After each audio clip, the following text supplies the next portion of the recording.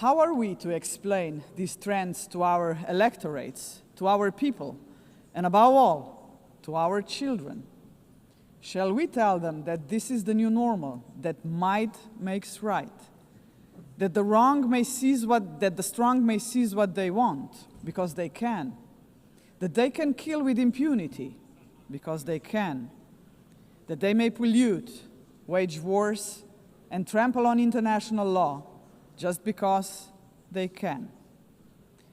Are we prepared to look our children in the eyes and say, "This is the world you will inherit and there is nothing we can do about it"?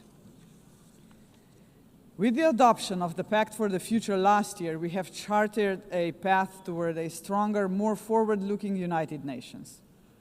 But we must now create the conditions to fulfill our commitments.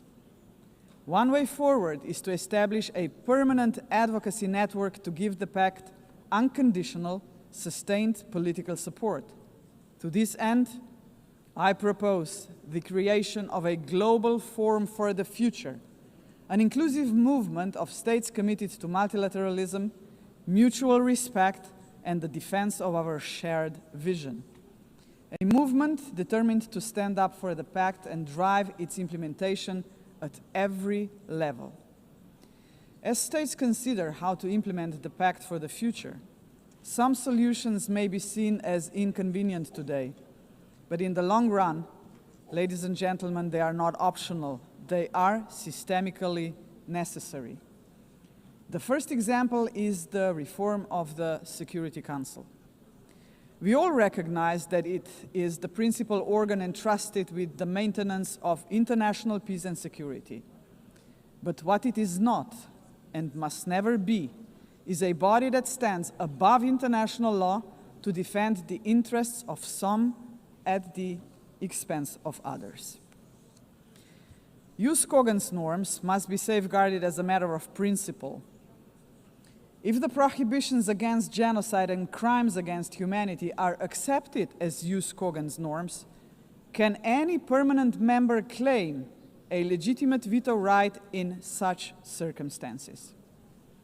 Member states have attempted to address this question through many reform proposals, but with minimal progress. This is why we must dare to go further now. We, the General Assembly, must take a bold step and request an advisory opinion from the International Court of Justice on this very question. Second, we must confront the gap between our words and actions on gender equity. Progress has been made, but far too modestly. Over the past 80 years, 13% of leaders in multilateral organizations have been women. And no woman has ever served as Secretary General of the United Nations. And this, ladies and gentlemen, must change. So, Excellencies, ladies and gentlemen, let us make history. Today, the 80th session of the General Assembly is led by only the 5th woman to hold the presidency. By the end of this session, she would be joined by a Madam Secretary General-elect, a living proof to 4 billion women that even the most impossible job is not beyond their reach. But gender representation is not enough. What we must achieve is actual gender equity because it benefits not only women and girls, but entire societies.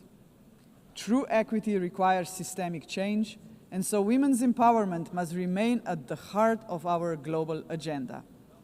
International organizations must weave a gender perspective into every strand of policy making. And that should be a result of effective participation of women and girls themselves.